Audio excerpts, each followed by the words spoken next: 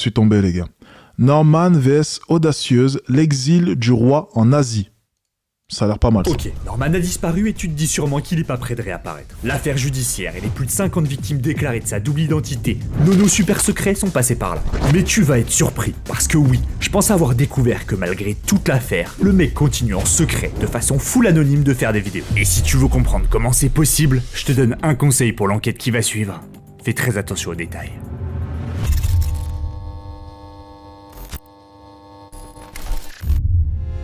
Cette terrible histoire commence malheureusement dès 2008. Ouais, parce que 2008, c'est le moment où Norman se lance sur les réseaux. J'ai une grande théorie là-dessus, mais la génération 2008 de youtubeurs, c'est pas les mecs les plus populaires du lycée. Dans ma tête à l'époque, il y avait que des geeks qui pouvaient faire ça. Mais je crois que MrV, mon youtubeur préféré, va expliquer ça mieux que moi. Ça marche, mais c'était drôle parce que c'est vrai que maintenant YouTube, c'est rentré dans les mœurs et c'est carrément un truc que les jeunes veulent faire. Mais c'est vrai que moi, à l'époque, j'étais au lycée.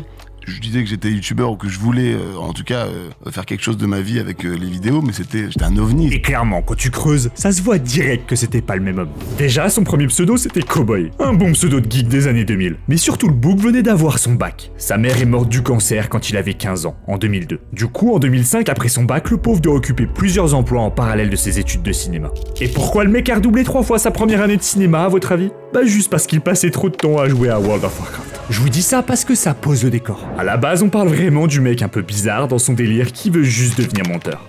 Oubliez pas ce détail, il est hyper important pour la suite. Oui, parce que vous le savez, mais sur le moment, ses plans sont complètement tombés à l'eau. Le succès lui est tombé dessus. Il s'est lancé sur Dailymotion en 2008, mais va percer avec son format de podcast seulement en 2010. Et qu'est-ce que j'ai kiffé cette période. À partir de ce moment-là, le gars est juste une fusée. 2011, c'est l'année où il réussit l'exploit de faire la première vidéo française amateur à dépasser le million de vues sur YouTube.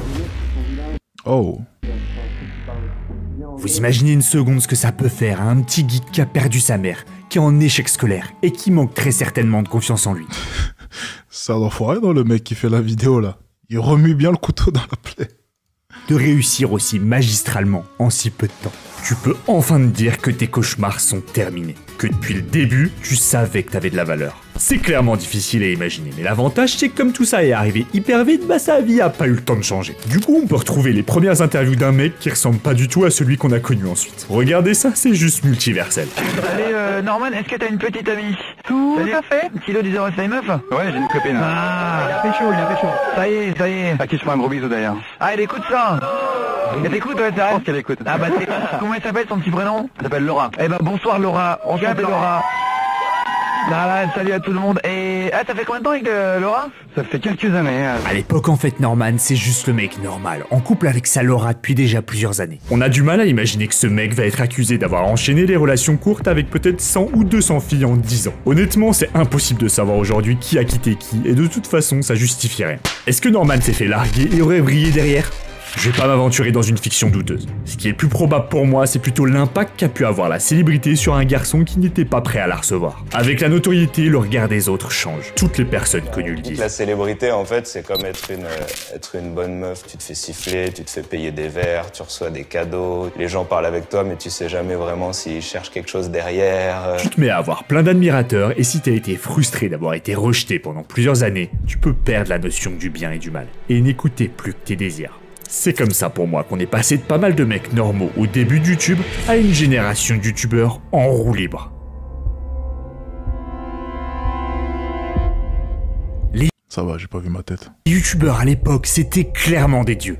Ils commençaient à faire du cinéma, de la musique ou des livres. Les plus grandes marques voulaient bosser avec eux, alors que 3 ou 4 ans plus tôt, les mecs se faisaient traiter de chômeurs stupides dans les médias, et encore 2 ans avant, d'enfants incapables par leurs parents. Bref, le mec geek fan de WoW, gentil et un peu bête, a changé parfois pour le meilleur, mais aussi pour le pire. Voilà, ça c'est le portrait robot de notre homme, et je peux vous dire qu'il va avoir une grande importance pour découvrir où il est passé aujourd'hui. Le mec a pris un malin plaisir à faire la vidéo, j'ai l'impression aussi.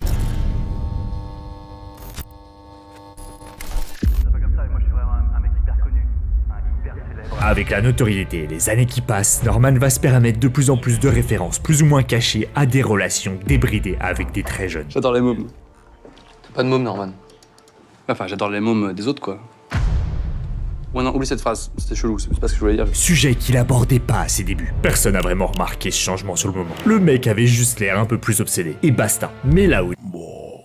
Il a été incroyablement intelligent, ou super chanceux, c'est que l'image qu'il s'est construite au fil des années l'a rendu quasiment intouchable.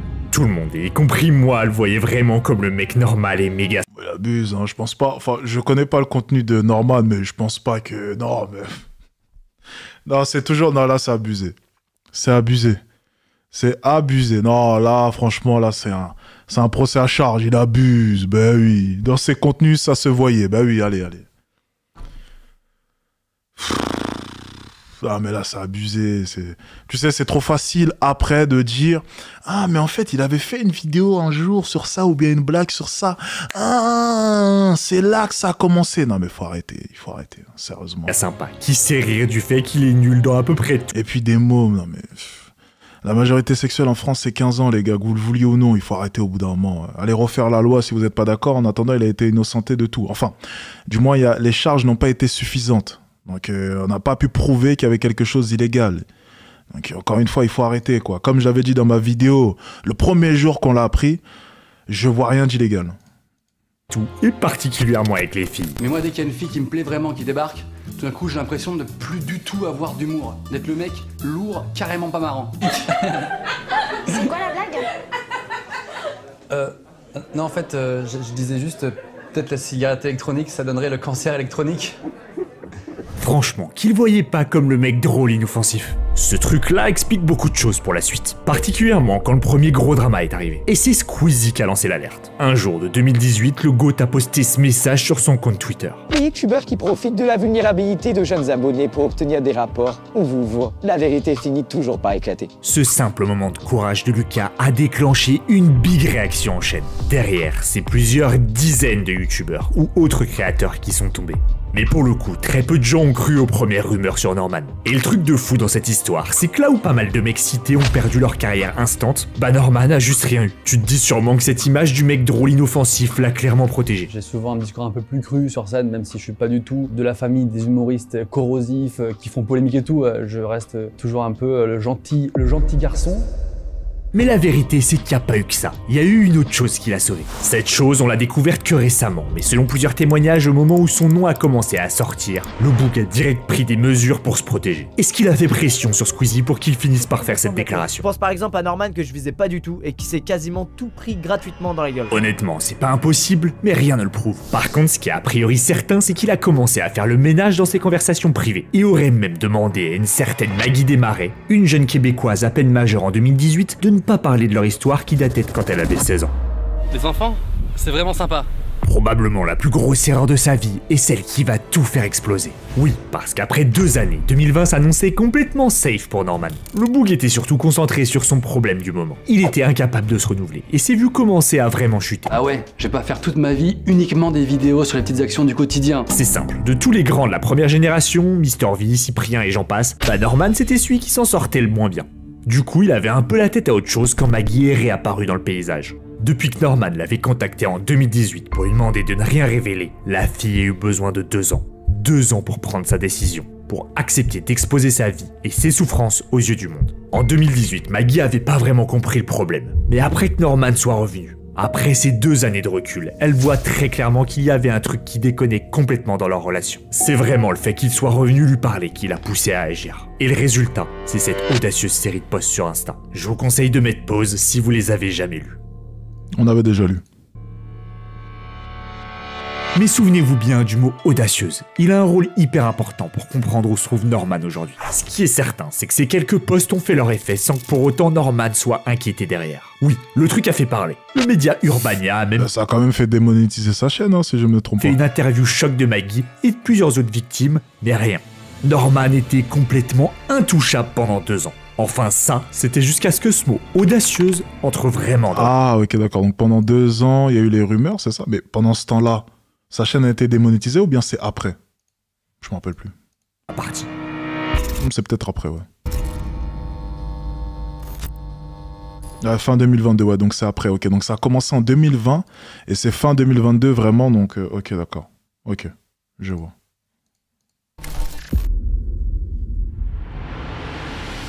Norman avait beau être indestructible, un petit groupe de femmes va quand même réussir à le faire tomber.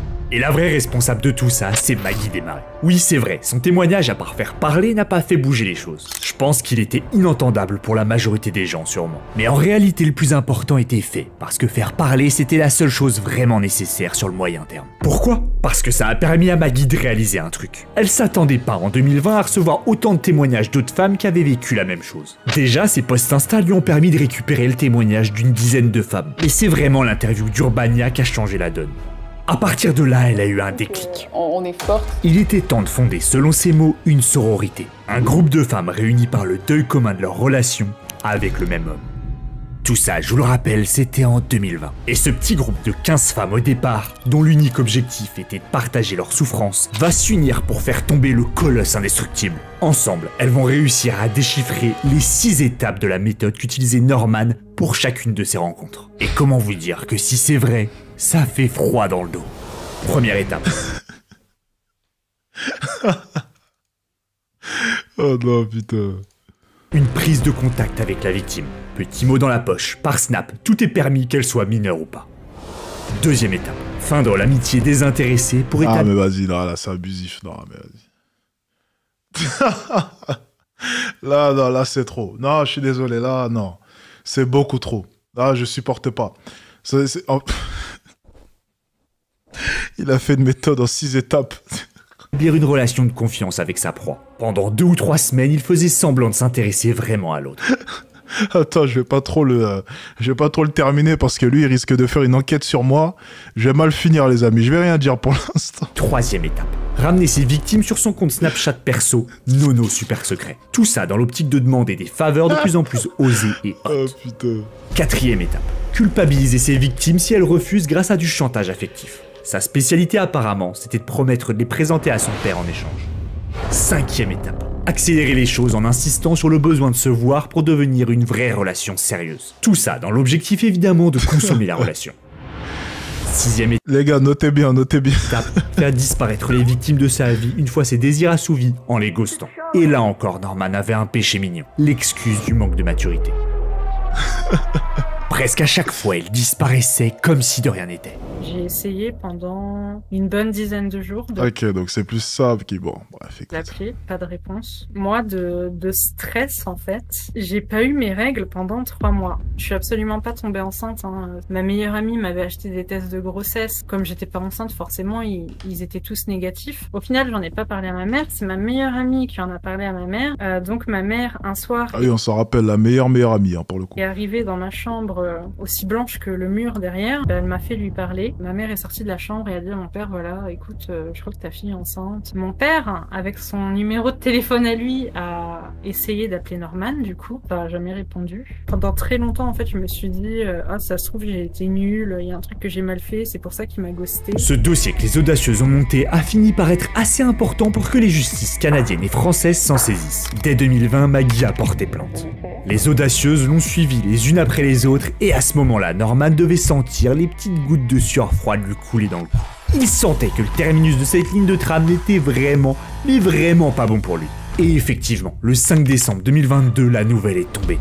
Le fruit de 2 ans de travail, elle est payée.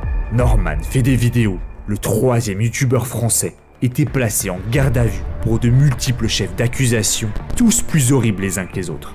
L'information a eu l'effet d'une bombe pour le grand public. Et c'est à ce moment précis que les audacieuses ont saisi leur chance. Vous avez déjà remarqué que la plupart des autres youtubeurs accusés des mêmes actes continuent encore aujourd'hui de faire des vidéos, mais pas Norman. Et la raison à ça, c'est que les audacieuses avaient conscience que la justice pourrait ne pas aller au bout de leur plainte. Ils devaient donc au moins avoir le châtiment de disparaître définitivement des réseaux sociaux. Et pour qu'ils soient incapables de se remettre du raz-de-marée qu'elle est lui tombée dessus le 5 décembre, elles ont préparé à l'avance avec le roi des rats une série d'interviews toutes sorties le 6 décembre. L'effet de ces interviews a été si grand que la télé a pris le relais. Et voilà le résultat. Il me dit, mais tu veux quoi? Tu veux qu'on soit potes? Et il me dit, mais comment tu veux que... Enfin, tu parles à un mec super charmant, tu lui envoies des photos topless et t'as envie qu'on soit potes, t'es sérieuse? Et Vous moi, lui avez envoyé des photos topless? ouais, je lui ai envoyé des photos topless, oui, il m'en demandait tout le temps. À un moment, il m'envoie une photo de lui, torse nu, et je lui envoie une photo de lui, une photo de moi, pardon. Il me dit, tu triches, moi je suis torse nu et pas toi. C'était tout le temps ça, en fait. Hanouna est rentrée dans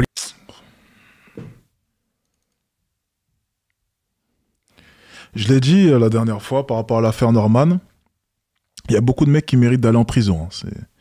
De par leur dire, il y a beaucoup de mecs qui méritent d'aller en prison. Soyons tout à fait honnêtes. Hein. l'histoire avec tes PMP. Je me passerai de commentaires là-dessus. Mais voilà pourquoi Norman a totalement disparu aujourd'hui. Voilà pourquoi il a fondu en larmes pendant sa garde à vue en criant au complot. Les audacieuses avaient gagné leur guerre. Norman serait désormais banni à jamais dans l'ombre. Mais où exactement dans l'ombre ?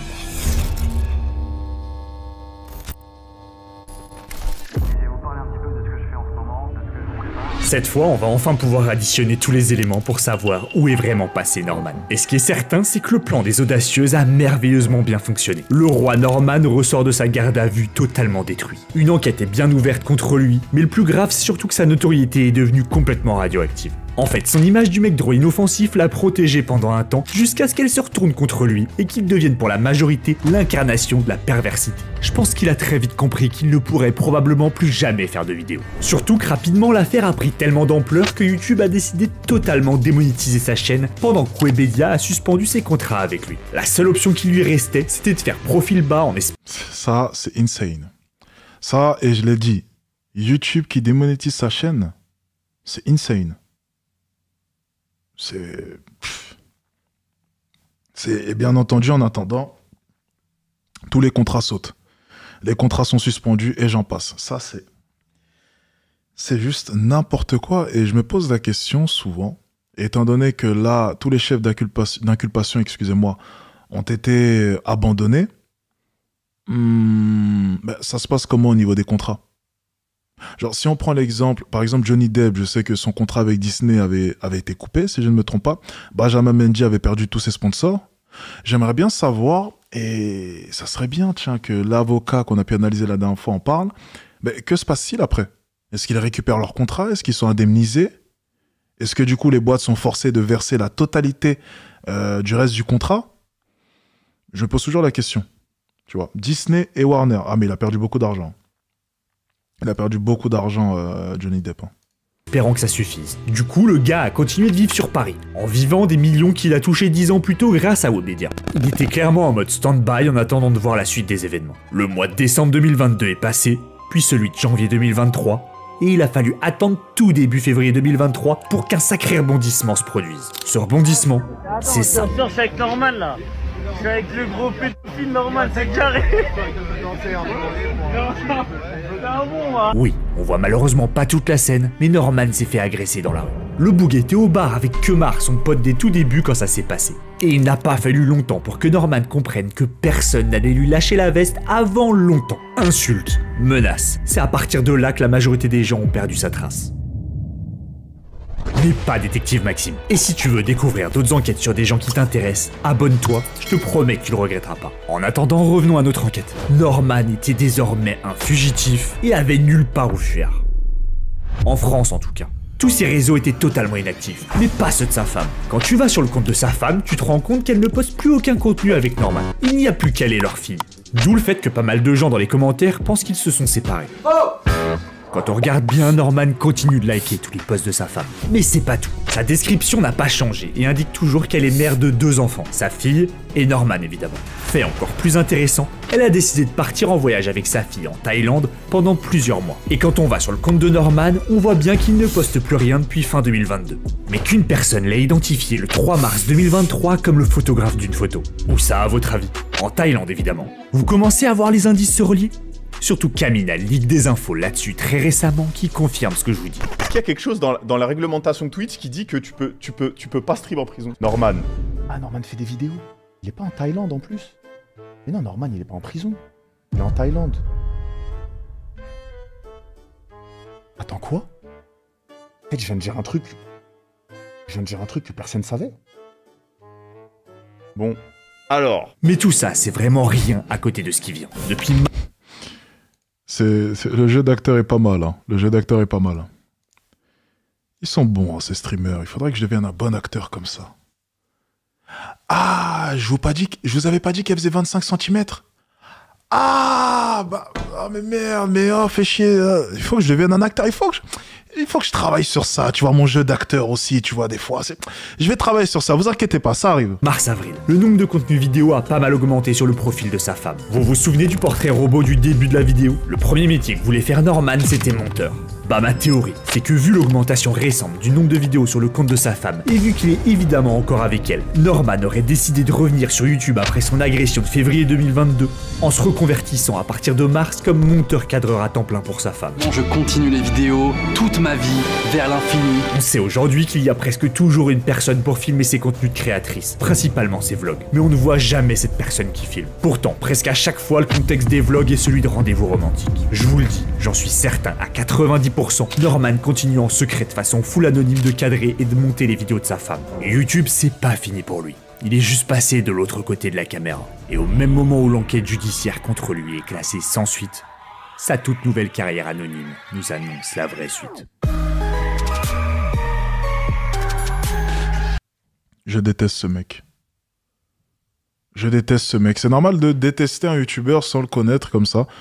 J'ai juste sa manière de parler, sa gueule, tout. Je déteste ce mec. Je sais pas pourquoi. C'est bizarre. Oh non, putain. Faudrait pas qu'il fasse une vidéo. On va me ressortir des femmes imaginaires que j'aurais VIOL. Faut faire attention, putain.